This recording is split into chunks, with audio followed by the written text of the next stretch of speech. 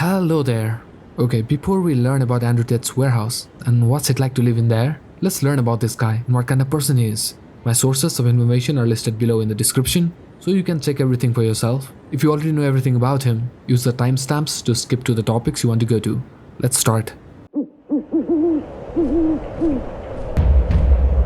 The Nerdy Architect.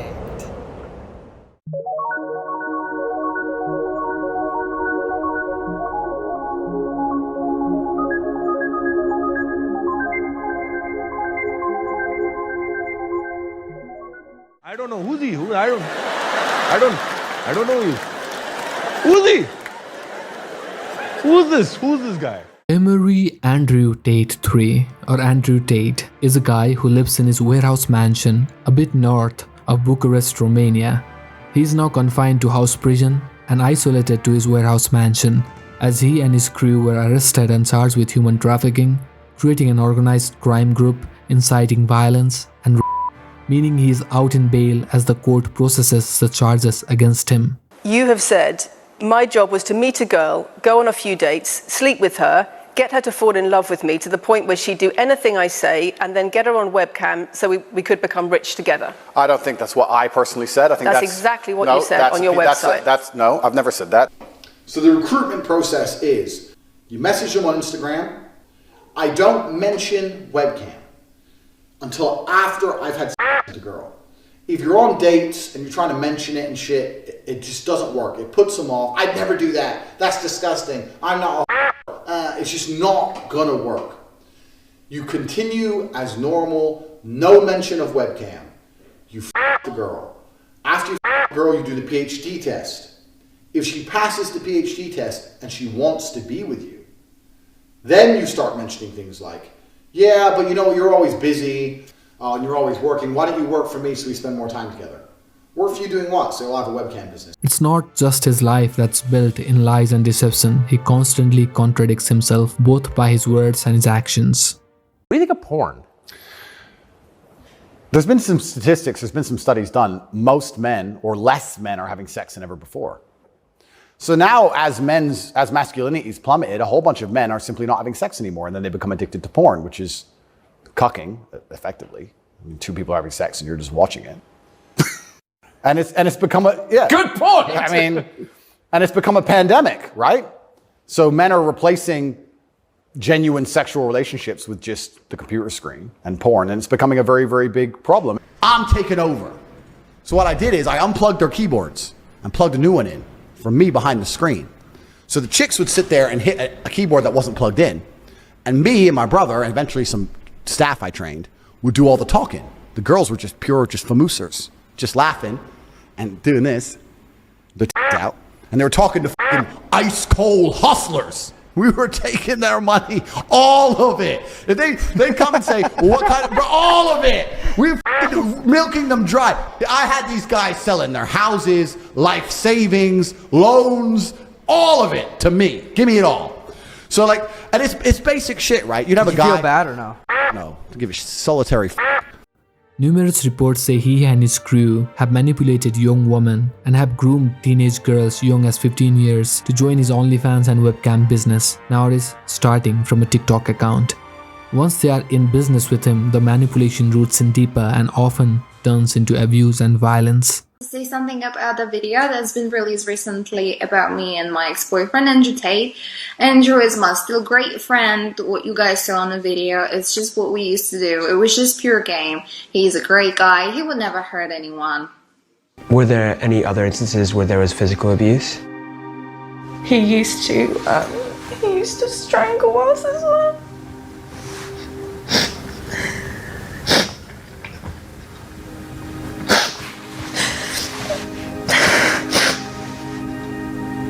There was another time when he came into the bedroom, me and the other girl, we would sleep in the same bed with Andrew, but at this time the girl had a partner, so she was not interested in Andrew at all. And I had gone to the shower, I came back and I noticed he was, like, I saw him raping her. And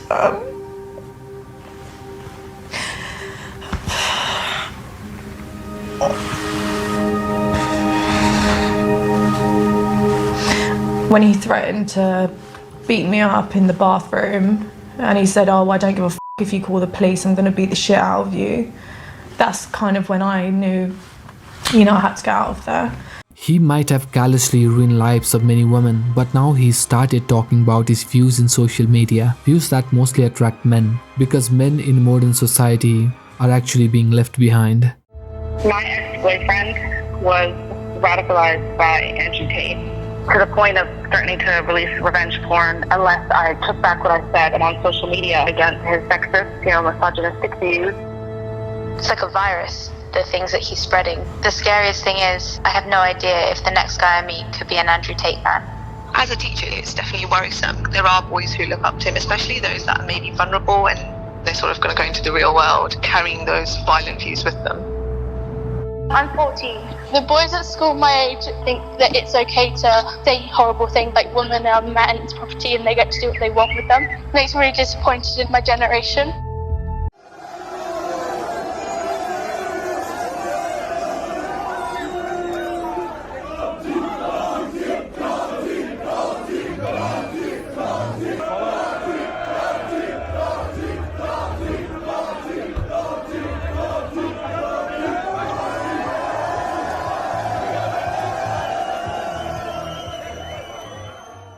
Andrew Tate, in my opinion, is how Joker is to Batman in The Dark Knight. Andrew Tate is an evolved form of misogyny and toxic masculinity that men become attracted to in order to counteract and retaliate against the woke LGBTQ+ and ever-evolving feminist movement. In the December of 2022, Andrew Tate, his brother Tristan Tate, and his associates were arrested. The Romanian agency called DICOT, that investigates organized crime and terrorism, raided their warehouse and charged Andrew Tate with a bunch of crimes. This is the partial video of that arrest.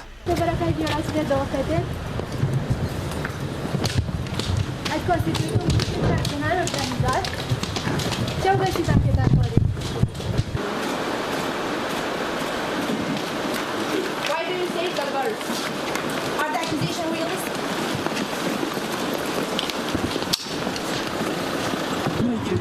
Are you guilty? The Matrix has attacked me. All this has led me to believe that people like Andrew Tate are a symptom of a diseased society. They are the heralds of impending turbulent social upheavals. Bring out the defendant!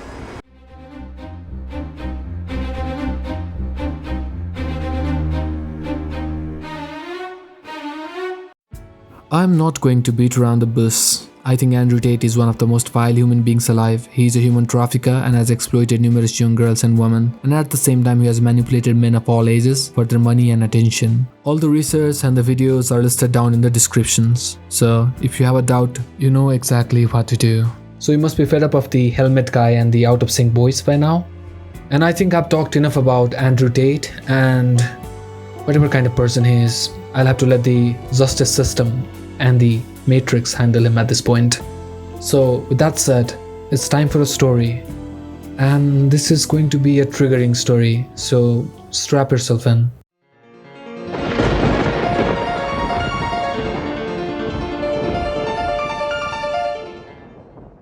Now then, imagine you are a 15-year-old girl from a middle-class family in the second year of your high school. One day, as you are casually browsing through your Instagram application in your mobile phone, and all of a sudden you receive a DM from a really famous guy saying that you are beautiful and a random emoji, a strawberry, whatever that means.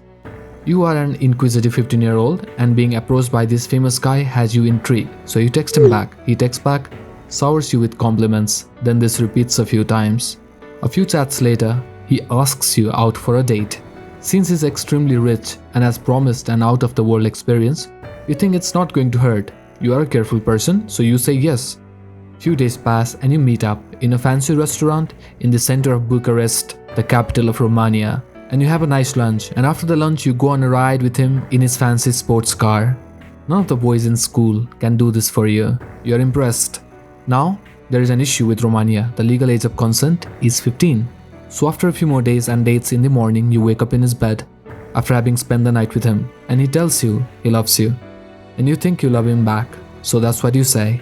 He adds he wants to be the only man in your life, but he is a busy man with multiple businesses, and if you are willing, he wants you to work for him so he can spend more time together with you. He also says he has a webcam business and you are beautiful and you should model for him, and certainly you will make a ton of money, more money than your parents ever made. You are in doubt, you want to say no, but you like this man, so you are open to the proposition.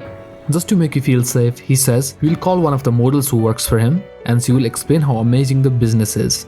Next day, you meet a fancy looking girl. She's gorgeous, wearing rich girl clothes, has a fancy car, a big house, and she shows you her Instagram where it shows that she has been over 20 countries just this year and met celebrities. It all seems amazing, so you say yes. You think you want to work as a model. You quit your part-time job, you lie to your parents about the new job so you can move into a large, fancily designed warehouse mansion with the man and the model. There are other models too.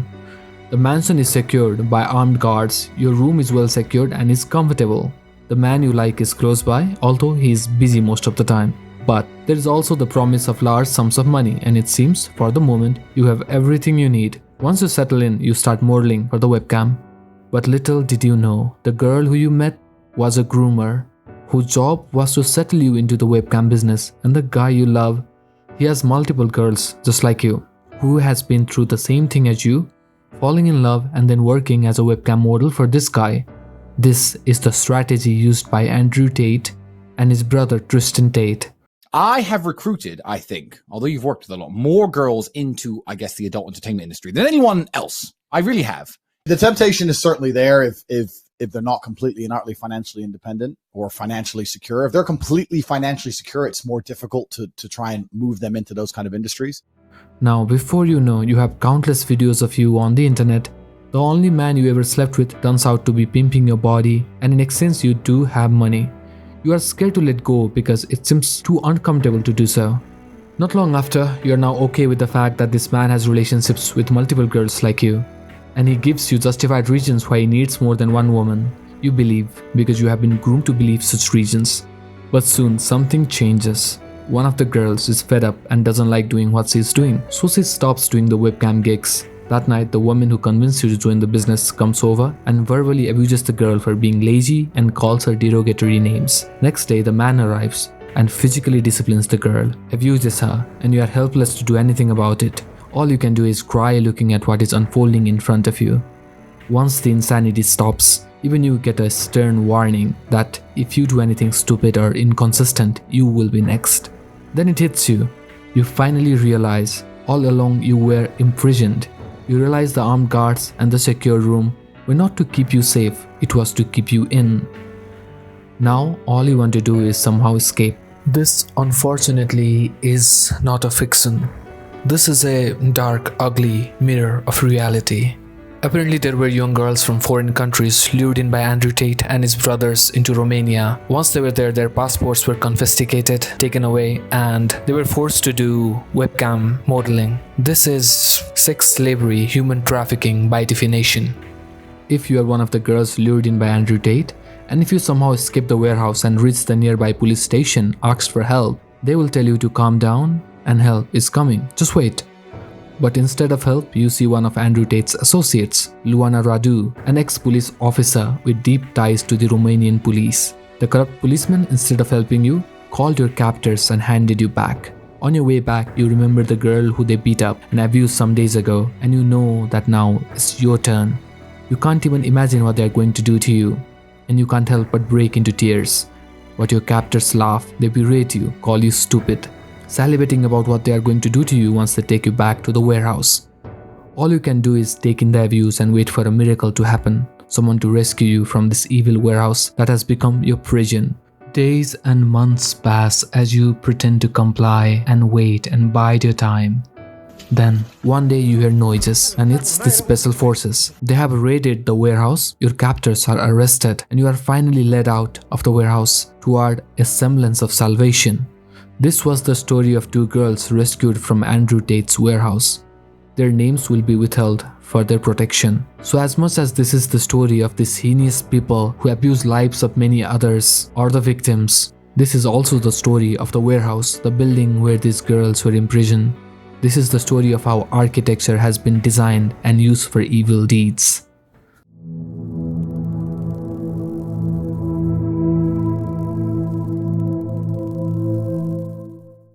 So I hope I have made it clear that I have a big beef with Tate brothers, architects and interior designers. I've literally searched everywhere and these designers, they don't exist. There is zero information about whom these people are. But it makes sense to me.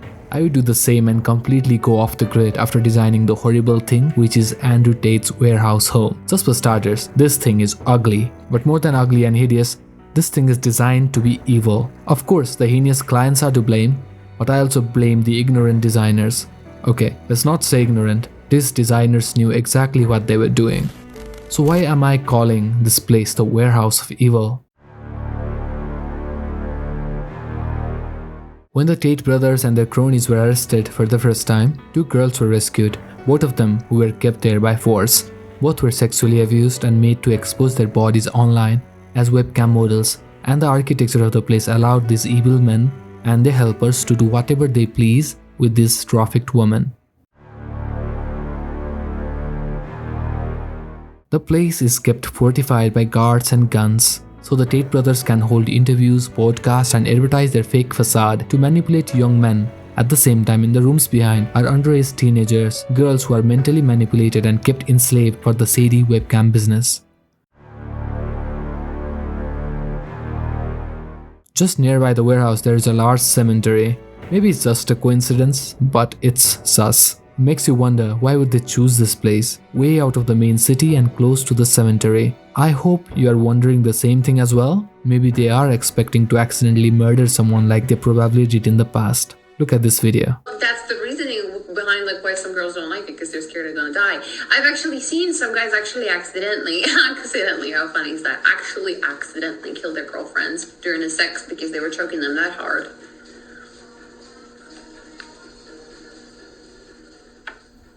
It's actually quite chilling how she casually says she knows people who have killed girls by strangling them during intercourse. Nearby the warehouse there are other rented properties, one of them in the American village over here, owned by Andrew Tate and his collaborators, where they keep the cam girl thing going. The brothers' harem of loyal girls are usually kept in their own private residences alongside them, but there are other girls who are trafficked, their passports confiscated by the brothers and their cronies. These trafficked girls are essentially kept trapped there, unable to go outside.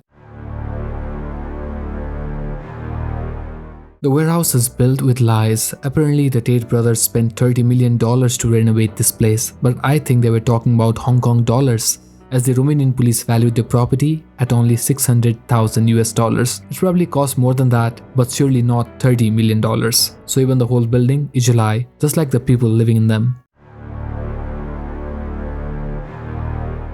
Take a look at these windows on the outside, and now take a look at these other windows in the opposing houses. These are normal windows, but these windows on Andrew Tate's house, they are a bit more insidious and seems like they were designed to keep people in.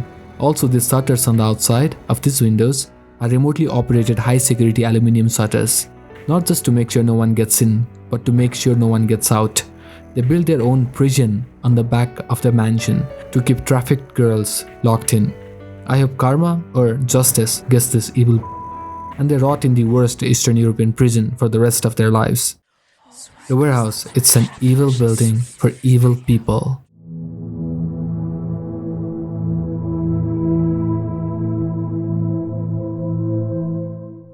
Now, let's take a look at the site the building is in and the exteriors, and use the architectural eye to detect what is what. There is this highly secure entrance with armed security right at the gate. Look at this guy. Wow. He isn't there to keep people out, he just wants to keep the girls in. So as soon as someone enters, there is this ugly samurai sculpture. There is an outdoor seating area and there is a showcase of rented cars. Andrew Tate doesn't own any of them apparently. They are just sort of rented. His words, not mine. There is an entrance porch. Ahead is a large tree and this depression is a pool, I suspect. Yep, it's a pool. And this structure on the corner seems like an outdoor pavilion, gazebo, pergola or a small pool house to go with the swimming pool over here. Okay, for the main warehouse building, I saw two types of roofs in Google Maps. This roof with multiple smaller skylights now seems to be replaced by this blacker roof with two large skylights. This replacement seems to have happened during this year itself in 2023. So I would like to know why they did it and who helped them do it. Who are the goddamn architects and interior designers? The warehouse is also registered as a shooting range, enabling the guards to carry their guns around. In Romania you can't do that, brandish around guns or even privately owned rifles. But since this place is registered as a shooting range, you can have big guns with you. The two smaller buildings, this one and this one, they seem to be garages. The guy does have a lot of cars, even if they're rented. This building is called House of Lada. Lada is a name of vintage Russian car. And this one has Lambo written on it, so both of these buildings are probably garages and workshops. This structure on the behind seems to be a storage shed. I mean, what else could it be?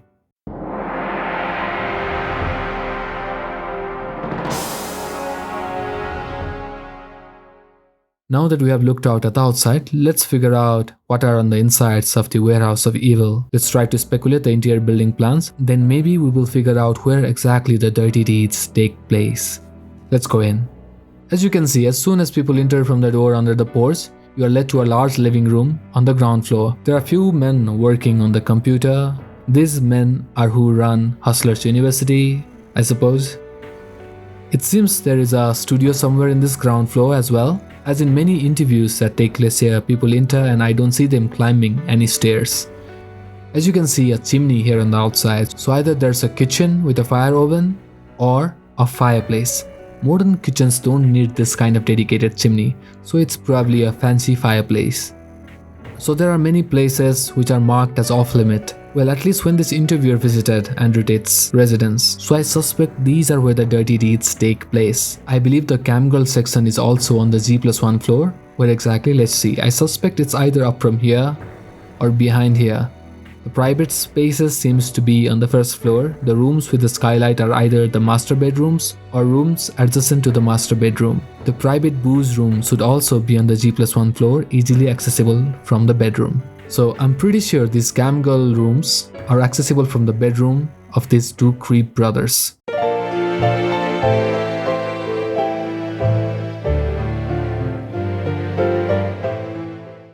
What I can tell you is there are two major parts inside this warehouse building. The front that is used to show off to the public, to the interviewers, to the visitors, and there's the back where the real business takes place, where women and girls are kept, at times against their will. It's made sure that people don't see this part of the building, just like a human being with a darkness hidden inside. This building is the exact same.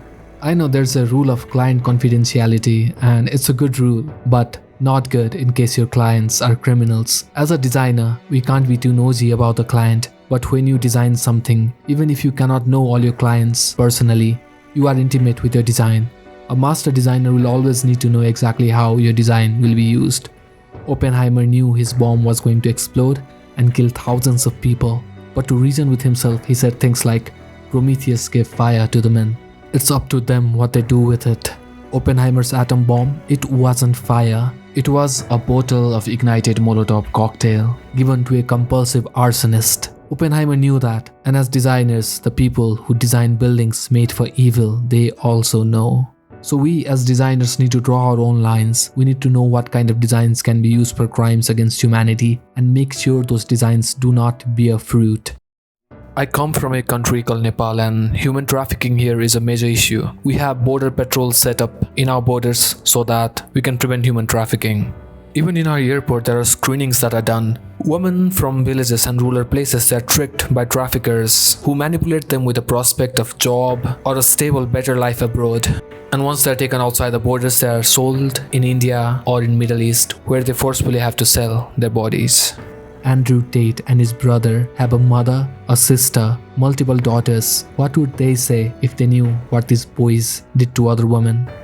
If you are these people's architects and designers and you have family, deep down, even if they don't tell you, your family knows who you worked for. And even if they don't know, deep down you know what your designs enabled: human trafficking, sexual exploitation, and some actual heinous crimes. So this is the story of Andrew Tate's warehouse of evil. May it be demolished, and the perpetrators face justice, and the victims, may they find peace. So Fry, was the real moon anything like the moon you used to dream about?